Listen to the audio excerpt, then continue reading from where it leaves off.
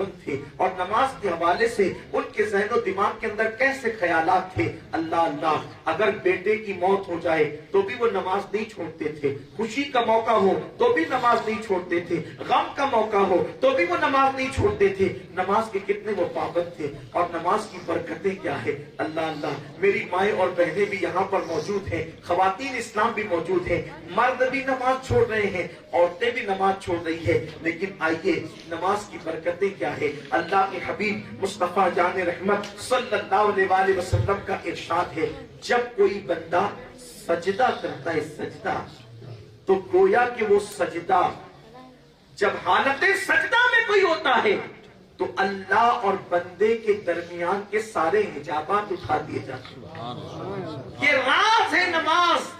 سرکار غریب نواز فرماتے ہیں نماز اللہ اور بندے کے درمیان راز ہے. توجہ کرنا، سرکار غریب نواز کہتے ہیں نماز اللہ اور بندے کے درمیان راز ہے. اب راز کی بات جب کسی سے کہی جاتی ہے تو کس سے کہی جاتی ہے؟ کوئی قریبی ہوتا ہے اسی سے کہی جاتی ہے. راز دیکھو غریب نواز نماز کی راز سے کیسے پردہ اٹھاتے ہیں، نماز کی اہمیت کیسے سمجھاتے ہیں کہ نماز راز ہے اللہ اور بندے کے درمیان. راز کی بات کس کو کہی جاتی ہے؟ رازدار کو. اور جو رازدار ہوتا ہے وہ قریبی ہوتا ہے. تو اب اللہ تبارک و تعالی ہر ایک کو نماز کی توفیق نہیں دیتا، جس کو اپنا مقرب بناتا ہے اسی کو نماز کی توفیق عطا فرماتا ہے. نماز کی توفیق ہر ایک کو نہیں ملتی، جس کو قدرت مقرب بناتی ہے اسی کو توفیق دیتی ہے. اور پھر سوچو جو اللہ کا رازدار ہو جائے، کوئی کہتا ہے میں حکومت کا رازدار ہوں، کوئی کہتا ہے میں ایم پی کا رازدار ہوں، کوئی کہتا ہے میں ایم ایل اے کا رازدار ہوں. قربان جائیں جو نماز پڑھتے پابندی سے گویا اللہ کے وہ رازدار بن جایا کرتے ہیں. اسی لیے مولائے کائنات فرماتے ہیں کہ نماز کا مطلب اللہ سے باتیں کرنا، اللہ سے ہم کلام ہونا، اللہ سے گفتگو کرنا. مصطفیٰ جان رحمت کی امت میں پیدا ہونے کا کتنا بڑا انعام ملا ہے کہ جو نماز پڑھتے ہیں وہ اللہ سے ہم کلام ہونے کا شرف حاصل کرتے ہیں. اسی لیے مولا علی کہتے ہیں جب میں اللہ سے باتیں کرنا چاہتا ہوں، جب میں اللہ سے کلام کرنا چاہتا ہوں تو میں نماز پڑھنا شروع کر دیتا ہوں. اللہ سے کلام کرنا، نماز پڑھنے کا مطلب گویا اللہ سے کلام کرنا. اور جب کوئی بندہ اللہ کی بارگاہ میں سجدہ ریز ہوتا ہے تو اللہ تبارک و تعالیٰ فرشتوں پر مباحث فرماتے ہوئے فرماتا ہے فرشتوں دیکھو، فرشتوں دیکھو، سب اس کو اپنی طرف بلا رہے تھے، یہ سب کو چھوڑ کر کے میری طرف آیا ہے. مجھے اپنی عزت و جلال کی قسم، جب اس نے اپنا سر میری بارگاہ میں جھکا دیا ہے اب اس کا سر کسی غیر کے آگے جھکنے نہیں دوں گا. یہ نماز ہے، یہ نماز کی برکتیں. اور آج کون نہیں چاہتا کہ اس کے بچے گناہ نہ کریں، وہ خود اپنے آپ کو گناہ سے نہ بچائے، وہ خود اپنے آپ کو بے حیائی سے نہ بچائے، وہ خود اپنے آپ کو بدی سے نہ بچائے. سب سے بہترین کوئی اگر نسخہ ہے گناہ سے بچانے والا اس کو نماز کہتے ہیں. کیوں؟ اس لیے کہ نماز ایک پریکٹیکل ہے. اور نماز پڑھنے کا طریقہ کیا؟ دیکھو میرے آقا سے پوچھا گیا مل احسان، احسان کسے کہتے ہیں؟ تو اللہ کے رسول نے فرمایا انت عبد اللہ کأنک ترا فإن لم تکن ترا فإنہ یراک، کہ اس طرح اللہ کی عبادت کر گویا تو اللہ کو دیکھ رہا ہے، اور اگر تو اللہ کو نہیں دیکھ رہا ہے تو یہ تصور کر کے اللہ تجھے دیکھ رہا ہے اور اللہ کو تجھے دیکھ ہی رہا ہے. اب سوچو نماز گناہوں سے کیسے روکے گی، کیسے بچائے گی؟ فجر میں آیا 4 رکعتوں کے اندر یہ تصور کیا کہ اللہ مجھے دیکھ رہا ہے. 4 رکعتوں میں تصور تک کہ اللہ مجھے دیکھ رہا ہے. اب اللہ مجھے دیکھ رہا ہے، اس تصور کے ساتھ نماز پڑھی، پھر باہر نکلا تو اب دکان پر بیٹھا تو جو نماز کے اندر تصور تھا نا، وہ جو ایک پریکٹیکل کروایا جا رہا تھا، ایک مشق کرائی جا رہی تھی 4 رکعتوں کے اندر کہ اللہ مجھے دیکھ رہا ہے، تو وہ تصور دکان پہ بیٹھے وقت رہے گا کہ اللہ مجھے دیکھ رہا ہے. اگر کوئی عورت خوبصورت سامنے سے گزرے گی تو وہ تصور دماغ میں رہے گا کہ اللہ مجھے دیکھ رہا ہے. اسی لیے کسٹمر کے ساتھ جھوٹ نہیں بولے گا، جھوٹی قسم نہیں کھائے گا، کسی کو گالی نہیں دے گا، حرام لقمے کی طرف نہیں جائے گا، بد نگاہی نہیں کرے گا، شراب کے اڈوں کی طرف نہیں جائے گا. اللہ مجھے دیکھ رہا ہے، اللہ مجھے دیکھ رہا ہے۔ اب وہ تصور دھیرے دھیرے دھیرے دھیرے دھیرے دھیرے وقت گزرنے کے ساتھ مدھم ہوتے رہتا ہے۔ ابھی وہ تصور ختم نہیں ہونے پاتا کہ ظہر کا وقت آ جاتا ہے، اور پھر بندہ 12 رکعت ادا کرنے کے لیے اللہ کی بارگاہ میں کھڑا ہوتا ہے اس تصور کے ساتھ، اللہ مجھے دیکھ رہا ہے، اللہ مجھے دیکھ رہا ہے۔ 12 رکعتوں میں یہ تصور گویا کہ پریکٹیکل کروایا جاتا ہے اور مشق کرائی جاتی ہے۔ اب ظہر کی نماز پڑھ کے نکلا تو عصر تک کے اب وہی دماغ میں رہتا ہے، اللہ مجھے دیکھ رہا ہے، اللہ مجھے دیکھ رہا ہے، تو عصر تک گناہوں سے بچا رہے۔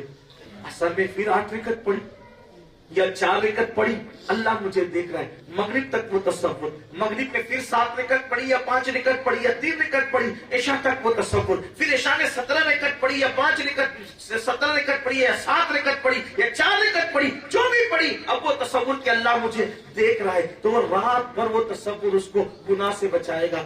آپ دیکھنا جو بھی بندہ نماز پڑھنا شروع کر دیتا ہے دھیرے دھیرے وہ دین کے قریب آنے لگتا ہے، وہ اللہ کے قریب آنے لگتا ہے، وہ مذہب کے قریب آنے لگتا ہے۔ نماز کی خصوصیت ہے کہ نماز انسان کو دین کے قریب کرتی ہے، نماز انسان کو اللہ کے قریب کرتی ہے۔ اللہ اکبر۔ ایک شخص ایک جوان کی شکایت صحابہ نے کی، یا رسول اللہ ایک جوان نے آپ کے ہاتھوں پہ کلمہ پڑھا لیکن وہ گناہوں سے بچ نہیں رہا ہے، ہم دیکھ رہے کہ وہ گناہ پہ گناہ کرتا جا رہا ہے۔ میرے آقا نے ایک سوال کیا، جس کے گناہ کی تم شکایت کرتے ہو کیا وہ نماز بھی پڑھتا ہے؟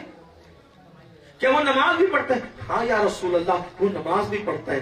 آقا نے مسکرا کے فرمایا اگر وہ نماز پڑھتا ہے تو ایک دن اس کی نماز اس کو گناہوں سے ضرور روکے گی،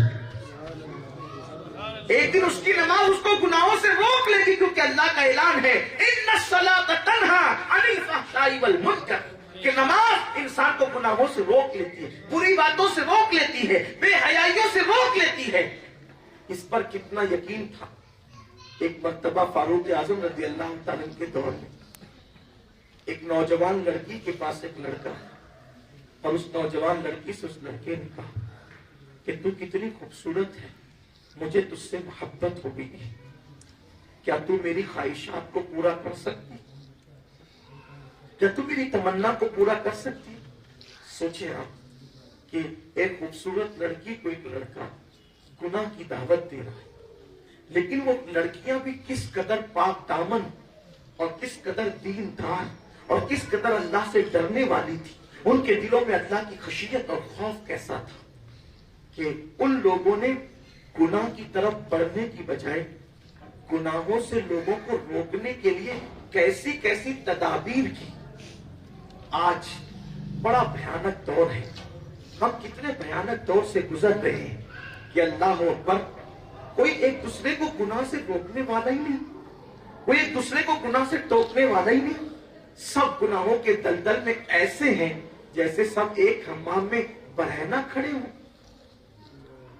اب گناہوں کو گناہ سمجھا ہی نہیں جاتا، اب اگر کوئی کسی کو گناہ کی دعوت دے تو فیشن سمجھا جاتا ہے۔ یاد رکھنا بزرگوں نے فرمایا جہاں گناہ ہے وہاں فنا ہے، جہاں گناہ ہے وہاں فنا ہے۔